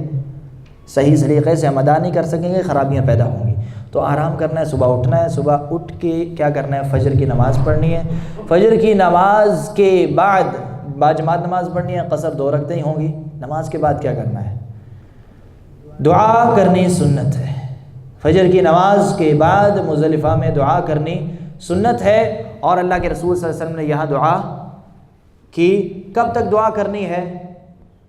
سورج کی جب کرنیں شروع ہو جائیں گی، سورج طلوع ہونا شروع ہو جائے گا تب تک دعا کرنی ہے، اور اس کے بعد وہاں سے مزدلفہ سے نکلنا ہے۔ مزدلفہ سے نکلنا ہے، واپس کہاں پہ آنا ہے؟ مینا۔ مینا میں آ کے کیا کرنا ہے؟ سب سے پہلا کام غور سے سننا ہے، سب سے پہلا کام کینکریاں مارنی ہے، دوسرا کام قربانی کرنی ہے، تیسرا کام بال منڈوانے ہیں، چوتھا طواف افاضہ، 5واں سعی کرنی ہے۔ کتنے سارے کام ہو گئے؟ اور سارے کے سارے کام مشکل ہیں، یعنی اس دن یہ کام کرنے ہیں، اس ترتیب سے کرنے ہیں۔ غور سے سننا دوبارہ، پہلی ترتیب کینکریاں مارنی ہے، قربانی تمتع والا دے گا، قران والا افراد والے کی قربانی نہیں ہوتی، یہ قربانی نہیں ہوگی اس کی۔ پھر بال منڈوانا، پھر طواف افاضہ اور سعی کرنا۔ اگر کسی کی ترتیب آگے پیچھے ہو جائے تو کوئی مسئلہ ہے؟ مسئلہ نہیں ہے۔ اللہ کے رسول صلی اللہ علیہ وسلم سے 10 ذی الحجہ کو سب سے زیادہ جو سوال کیے گئے وہ یہی سوال کیے گئے، مختلف لوگ آئے، کسی نے آگے کہا اللہ کے رسول ابھی کینکریاں نہیں ماری اور قربانی پہلے کر لی ہے، تو آپ صلی اللہ علیہ وسلم نے فرمایا ارمی والا حرج، اب مار لو، کوئی حرج۔ تو آگے پیچھے ہو جانے سے کوئی حرج نہیں، اور سب سے زیادہ سوال اسی مسئلے کے کیے گئے، ترتیب آگے پیچھے ہو رہی تھی، تو سب کو اللہ کے رسول نے ایک ہی جواب دیا افعل ولا حرج، کر لو، کوئی حرج نہیں ہے۔ تو بعض لوگ اس ترتیب کو قائم رکھتے ہیں، اور پھر ترتیب قائم رکھنے کی وجہ سے بہت سارے انہیں نقصان بھی ہوتے ہیں، کیونکہ قربانی کا وہ پرچی مل جاتی ہے، اگر بینک میں قربانی کروائی اور بینک کی قربانی 4 بجے ہوتی ہے، 4 بجے تک انتظار کرتے ہیں، پھر جا کے بال منڈواتے ہیں، اور پھر چلے جاتے ہیں طواف افاضہ کرنے اور صحیح کرنے، اور ساری رات حرم میں رہتے ہیں، اور جو رات ہے وہ کہاں گزارنی ہے؟ مینا میں۔ اگر کوئی مینا سے باہر رات گزارے گا جان بوجھ کے تو اس پہ کیا آئے گا؟ دم آئے گا۔ تو طواف کرنے نہیں جانا، مینا میں رات گزارنا ضروری ہے، واجب ہے، دم پڑے گا اگر کوئی باہر رہے گا۔ اور یہ کون سی رات ہے؟ 11 سے پہلے کی رات، 10 کے بعد والی رات۔ اور 10 ذی الحجہ کو کینکریاں مارنی ہے۔ کتنے جمرات کو؟ 3 جمرات ہیں۔ پہلے مینا کی طرف سے آپ مکہ کی طرف جائیں تو پہلے صغرا آتا ہے، چھوٹا جمرہ، درمیانہ وسطیٰ، اور پھر اس کے بعد جمرہ عقبہ، بڑا جمرہ۔ صرف بڑے جمرے کو کینکریاں مارنی ہے پہلے دن۔ کتنی؟ 7۔ کہاں سے اٹھانی ہے؟ کہیں سے بھی اٹھا سکتے ہیں، اگر مزدلفہ سے اٹھانے مزدلفہ سے اٹھا لیں، مینا سے اٹھانے مینا سے اٹھا لیں، کوئی حرج اس میں نہیں ہے۔ اور کینکریاں مارتے وقت دانے کے برابر، یہ چنے کے دانے کے برابر کینکری ہونی چاہیے، اس سے بڑی نہیں ہونی چاہیے، کیونکہ شیطان کو نہیں لگ رہی ہم سنت ادا کر رہے ہیں، اور یہ سوچ کے مارنی ہے کہ ہم اس لیے مار رہے ہیں، اللہ کے رسول صلی اللہ علیہ وسلم کی سنت ہے۔ جمرہ عقبہ کو کینکریاں مارنی ہے پہلے دن، اور پہلے دن کینکریاں مارنے کے بعد دعا نہیں کرنی۔ پہلے دن کینکریاں مارنے کے بعد دعا نہیں کرنی، ثابت نہیں ہے دعا کرنا۔ 7 کینکریاں مارنی ہے بسم اللہ اللہ اکبر کہہ کے ایک کینکری، بسم اللہ اللہ اکبر کہہ کے دوسری، تیسری، چوتھی، پانچویں، 7 کینکریاں مارنی ہیں، اور کینکریوں کو دھونا بھی نہیں ہے، کینکریوں کو دھونا بھی نہیں، یہ بھی غلط طریقہ ہے، اتنی صاف ستھری کر کے مارنے کی ضرورت نہیں ہے، جیسی اٹھائی ہیں ویسے مار دیں۔ اور اس کے بعد پھر قربانی ہے تو قربانی کریں گے، نہیں تو بال منڈوائیں گے، بال منڈوان اگر ترتیب قائم رکھ سکے تو اچھی بات ہے، کسی کی قربانی لیٹ ہونی ہے تو بال منڈوا لے، بال منڈوانے کے بعد جا کے کیا کرے، طواف کرے، طواف افاضہ کرنا ہے، طواف افاضہ کے بعد صحیح کرنی ہے، اور دوبارہ رات سے پہلے مینا میں پہنچنا ہے، مینا میں رات گزارنی ہے، رات گزارنی ہے۔ اگر پہلے دن کوئی طواف نہیں کر سکتا، اس کو لگتا ہے کہ میں واپس نہیں آ سکوں گا، تو کیا کرے گا بندہ؟ اگر کسی کو یہ ہو کہ میں واپس نہیں پہنچ سکتا، کیا کرے؟ طواف رہنے دے، دوسرے دن کر لے، دوسرے دن، پہلے دن قربانی کروائیے، حجامت کروائیے، کپڑے پہن لیے، ٹھیک ہے، دوسرے دن جا کے طواف کر لے، صحیح کر لے، کوئی حرج نہیں ہے۔ تو ایام تشریق 3 دن ہیں، 10 نکال دیں یوم النحر، اس کے بعد 11، 12 اور ایام تشریق میں کسی بھی وقت طواف افاضہ اور طواف افاضہ اور ساتھ سعی ہو سکتی ہے۔ پہلے دن اگر نہیں کر سکے تو یہ نہیں کہ رات مینا میں پہلے دن ہی کرنا ہے، پہلے لوگوں کی کوشش ہوتی ہے ترتیب سے بھی کریں اور سارا پہلے دن ہی کر لیں، جان چھوٹے تو یہ جان نہیں چھڑانی، صحیح طریقے سے کریں۔ تو طواف دوسرے دن کر لیں، اگر پہلے دن آسانی سے نہیں ہو سکتا دوسرے دن طواف اور صحیح کر لیں، کوئی حرج نہیں ہے۔ رات بس مینا میں گزارنی ہے، 11 سے پہلے اور 10 کے بعد والی رات مینا میں گزارنی ہے، دوسرے دن کینکریاں مارنی ہے۔ کب؟ پہلے دن کینکریاں مارنی تھی سیدھا آ کے مزدلفہ سے جب سورج طلوع ہو گیا ہے، دوسرے دن کینکریاں مارنی ہے زوال کے بعد۔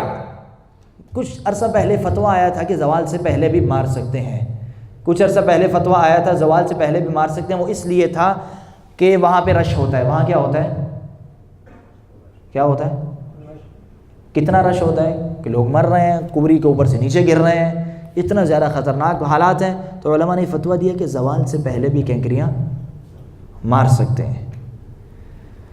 تو لوگوں نے ماری، کیونکہ اس سے پہلے بہت عرصہ پہلے وہ کھولتے ہی نہیں تھے زوال سے پہلے، لیکن جب لوگ مرنے شروع ہوئے علماء نے فتویٰ دیا تو انہوں نے پہلے ہی کھولنا شروع کر دیا، سورج طلوع ہونے کے بعد ہی شروع کر دو مارنیا، تو مارتے تھے لوگ۔ لیکن آج کے دور میں یہ فتویٰ ختم ہو گیا، کیونکہ وہ علت ختم ہو گئی ہے۔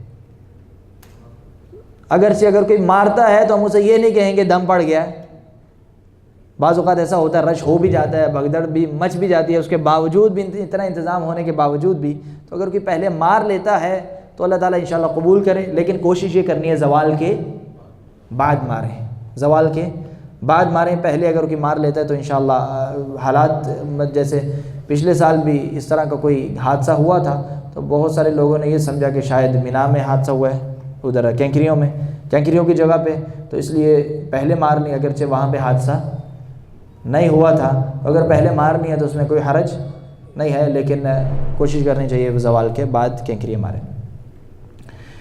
پہلے 11 کے دن زوال کے بعد، 12 کے دن زوال کے بعد اور 13 کے دن زوال کے بعد کتنے جمرات کو؟ تینوں جمرات کو، صغرا، وسطیٰ، صغرا چھوٹا، شیطان جسے کہتے ہیں، لیکن شیطان ہم نے نہیں کہنا بلکہ کیا کہنا ہے، جمرہ کہنا ہے، جمرہ صغرا، وسطیٰ درمیانہ، اور عقبہ سب سے بڑا۔ صغرا مینا کی طرف ہے، عقبہ مکہ کی طرف ہے، تو پہلے چھوٹے کو مارنی ہے 7 کینکریاں، اسی طرح جس طرح پہلے دن ماری تھی، بسم اللہ اللہ اکبر کہہ کے، اور مارنے کے بعد ایک اور کام زیادہ ہو جائے گا، اور وہ کیا ہے، دعا کرنی ہے۔ پہلے دن دعا، کیونکہ پہلے دن چھوٹے درمیانے کو مارا نہیں تھا، بڑے کو مارا تھا، بڑے کے بعد دعا نہیں کرنی، چھوٹے کو مارنے کے بعد دعا کرنی ہے، پھر درمیانے کو مارنے کے بعد دعا کرنی ہے، اور اس کے بعد بڑے کو مارنا ہے، اور اس کے بعد پھر دعا نہیں کرنی۔ دعا پہلے دن بھی بڑے کے بعد دعا نہیں کی، دوسرے دن بھی بڑے کے بعد دعا نہیں کی، تو چھوٹے اور درمیانے کے بعد دعا کرنی ہے 11 کو۔ پھر کسی نے اگر کوئی طواف وغیرہ نہیں کیا پہلے دن تو جا کے طواف کر لے اور صحیح کر لے، اگر کیا ہے تو ٹھیک ہے، واپس اپنے خیمے میں آ جائے اور عبادت کرتا رہے، دعائیں کرتا رہے، نمازیں پڑھتا رہے۔ قصر پھر رات مینا میں گزارنی ہے 11 کے، اور اگر دن کو کوئی ویسے اگر کسی نے پہلے طواف افاضہ کر لیا ہے، دوبارہ طواف کرنا چاہتا ہے، ویسے نفلی طواف کرنا چاہتا ہے تو وہ بھی کر سکتا ہے، کوئی حرج نہیں ہے، دن کو مینا سے نکل کے جا کے حرم میں طواف کر سکتے ہیں، لیکن مینا میں رات گزارنا ضروری ہے۔ تو 12 کی رات آ جائے گی، 11 کے بعد 12 کی رات بھی مینا میں گزارنی ہے، واجب ہے، اور اس کے بعد 12 کا دن آ جائے گا، 12 کے دن بھی زوال کے بعد کینکریاں مارنی ہے، اور 12 کے دن زوال کے بعد کینکریاں مارنے کے بعد اسی طرح تینوں جمرات کو کینکریاں مارنے کے بعد اگر کوئی حج ختم کرنا چاہتا ہے، نکلنا چاہتا ہے، واپس آنا چاہتا ہے تو 12 کو واپس آ سکتا ہے، لیکن اگر کوئی ایک اور دن بھی گزارنا چاہتا ہے تو 13 تک بھی رک سکتا ہے۔ 2 طریقے ہیں یہاں پہ، اللہ تعالیٰ نے ہمیں قرآن میں 2 طریقے بتائے کہ اگر پہلے 2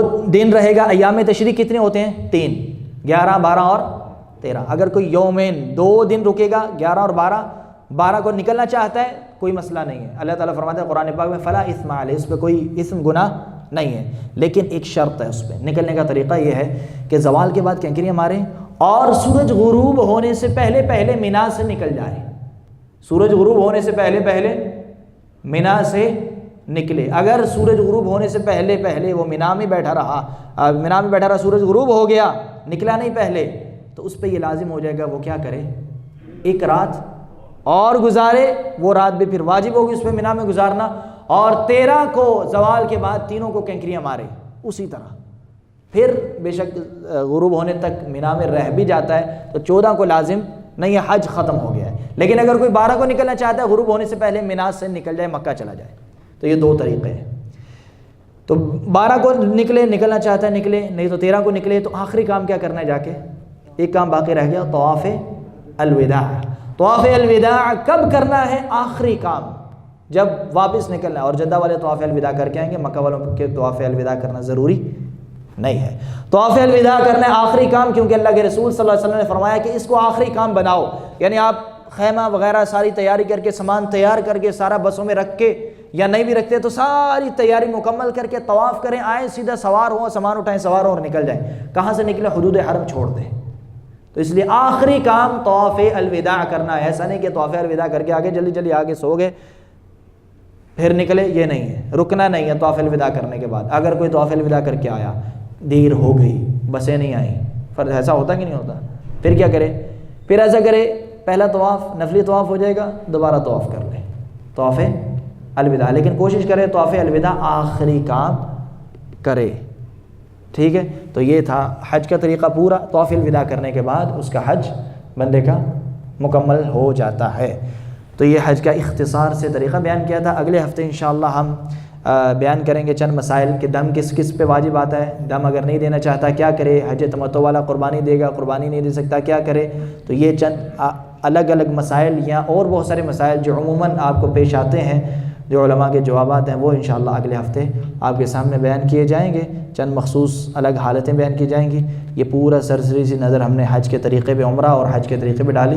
آج کے لیے اتنا کافی ہے۔ اللہ تعالیٰ سے دعا ہے اللہ تعالیٰ ہمیں حج صحیح سنت کے مطابق کرنے کی توفیق عطا فرمائے، اخلاص کے ساتھ عمل کرنے کی توفیق عطا فرمائے اور آسانیاں پیدا فرمائے۔ وصلی اللہ علی نبینا محمد وعلی آلہ وصحبہ اجمعین۔